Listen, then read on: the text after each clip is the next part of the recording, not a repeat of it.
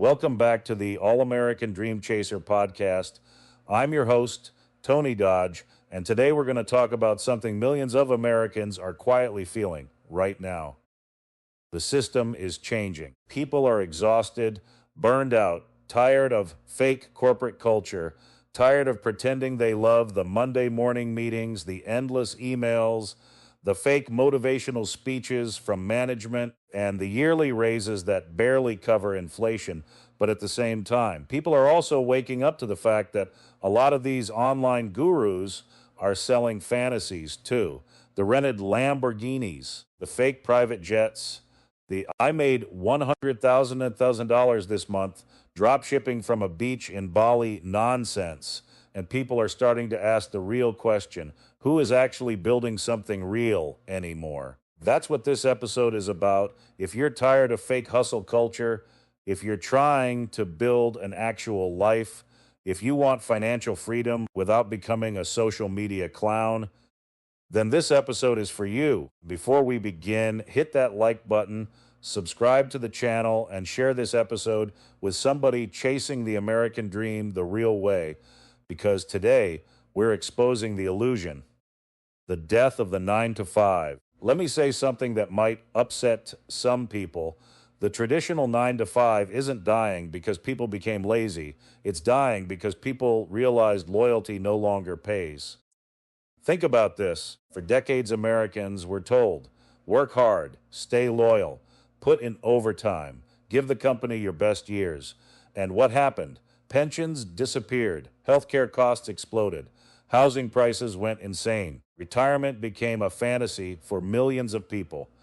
A lot of workers finally realized something terrifying. They traded their time for stability, and the stability vanished anyway. That realization changed everything.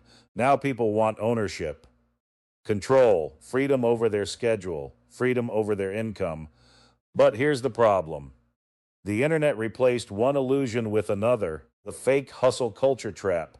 Social media created an entire generation obsessed with looking rich instead of becoming wealthy. Everybody wants passive income.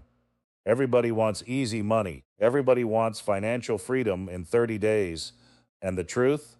Most of these online side hustles collapse. Nobody posts the failures. Nobody posts the credit card debt. Nobody posts the stress. Nobody posts the Shopify store that made $47 in 6 months because fake hustle culture survives on appearances. And here's the dangerous part. People are being conditioned to avoid real businesses because they look boring. You know what's boring? Waste management, property maintenance, commercial cleaning, vac companies, mobile mechanics, local logistics operations, storage facilities, pressure washing businesses.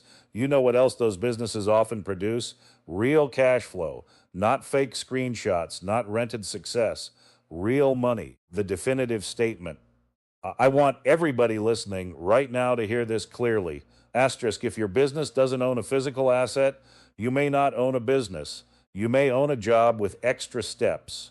Let that sink in, because ownership matters. Assets matter. Control matters. You know what wealthy people understand? Cash flow is important, but assets create long-term power. A guy who owns a small fleet of trucks, a few rental properties, a local service company, equipment, storage units, land, has something tangible, something durable, something that can survive trends. Meanwhile, a lot of internet businesses disappear overnight because an algorithm changed. One policy update, one platform ban, one market shift, gone. That's not freedom. That's dependency disguised as entrepreneurship. Why unsexy businesses win. Here's the truth nobody on social media wants to admit. Most millionaires are not influencers. They're operators. They own boring businesses that solve real problems. The plumber doesn't care about TikTok trends. The owner of a storage facility doesn't care about Instagram aesthetics. The guy running a local logistics company doesn't care about becoming viral. They care about invoices getting paid, and while everybody else is chasing attention, they're quietly buying assets. That's how wealth is built. Slowly, strategically, consistently. See, America still rewards problem solvers. If you solve real world problems, people pay you. And guess what? Real world problems never go away. Homes still break, air conditioners still fail, businesses still need deliveries, people still need repairs. That's opportunity. The mindset shift. A lot of people say, I want to escape the rat race. But what they really mean is, I want control over my life. And that requires a mindset shift. You stop asking, how can I get rich fast? And start asking, how can I build something that still exists 10 years from now, that changes everything? Because empire building is not glamorous in the beginning. It's long hours, sacrifice, reinvesting profits, learning systems, managing people, protecting assets. It's not always exciting, but stability rarely looks exciting while it's being built. How to transition from employee to owner. Now let's get practical. A lot of listeners are thinking, Tony, I still work a regular job. Where do I even start?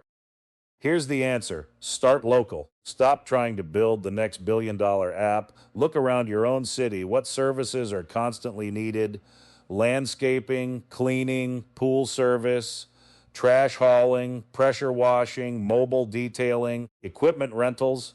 These businesses may never trend online, but they can absolutely change your life financially. And here's another important lesson. Don't quit your job emotionally. Build strategically. Too many people get inspired for 48 hours and blow up their entire financial foundation. That's not entrepreneurship. That's panic mixed with ego. Use your job to fund your future business until the business can stand on its own. That's discipline. Protecting your assets. Another thing nobody talks about enough. Once you start building something valuable, you have to protect it. Real entrepreneurs understand risk management, insurance matters, legal structure matters, emergency reserves matter, diversification matters, because protecting wealth is just as important as creating it. You don't want one lawsuit, one economic downturn, or one bad decision wiping out everything you built. This is why serious business owners think differently. They think long-term, the real flex. Can I tell you what the real flex is in 2026? It's not pretending to be rich online. The real flex is owning your time, lowering your stress, having assets, having options, and not being financially controlled by somebody else. That's freedom. A paid-off truck generating income is a flex. A small warehouse producing cash flow is a flex. A boring little service company paying your bills every month is a flex. Real wealth is often quiet, and honestly, that's probably why so many people miss it. My final message to all of you, look, I'm not saying technology is bad. I'm not saying online businesses are impossible. What I am saying is this: too many people are chasing appearances instead of foundations, and foundations matter because when the economy gets shaky, when layoffs happen, when trends collapse, the people who own real assets and real operations usually survive.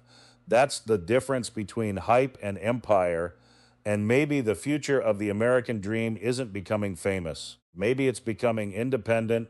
That's the conversation nobody wants to have. If this episode spoke to you, do me a favor, hit that like button. Subscribe to the All American Dream Chaser podcast. Share this episode with somebody who's tired of fake hustle culture and ready to build something real. And I want to hear from you in the comments. What kind of real business would you start today if fear wasn't holding you back? I read the comments. I appreciate every single one of you. Until next time, keep chasing freedom, keep chasing ownership, and keep chasing the American dream.